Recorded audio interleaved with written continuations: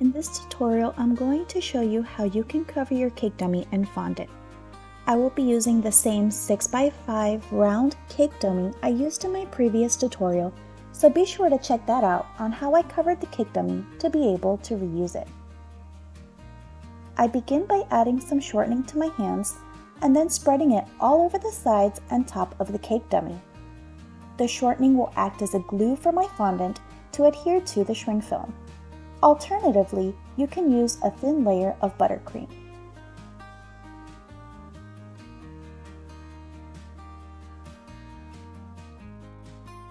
Since I still have shortening on my hands, I'm going to use this to knead my fondant. The shortening will help hydrate the fondant while activating it as well. Here, I have already scaled out the amount of fondant needed to cover the 6x5 cake dummy, which was approximately 20 ounces.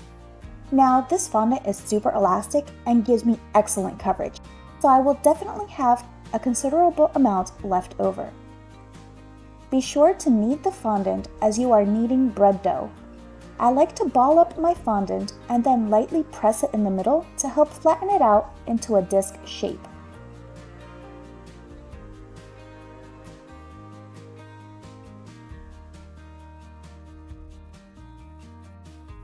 I then take some modified cornstarch and spread it across my work surface. This will help my fondant stretch out and glide easier. Using a fondant smoother, I smooth the top of the fondant to get an even thickness. Using my hands, I add some cornstarch and lightly put it on top of the fondant just before rolling it out. This will help my rolling pin glide and not stick onto the fondant.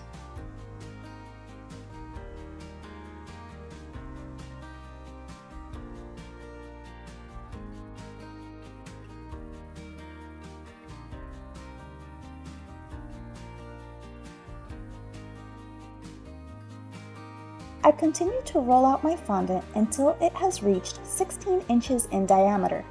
Now, I take my fondant smoother and I just go over the top of my fondant yet again to help get an even thickness all around. With a flexible measuring tape, I measure out and check that my fondant is at exactly 16 inches. Then I use a PVC pipe and I lay it across the fondant and flip one side over.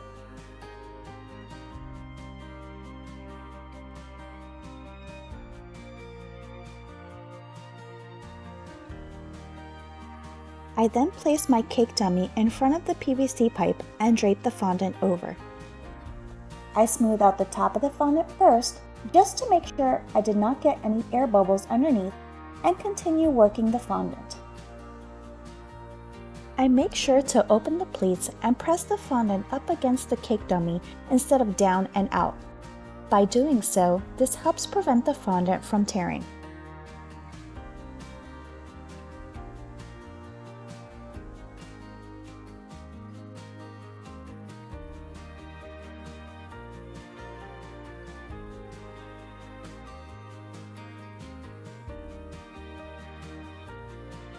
Once I have finished smoothing it out, I can now continue to decorate the cake dummy as I would any other cake.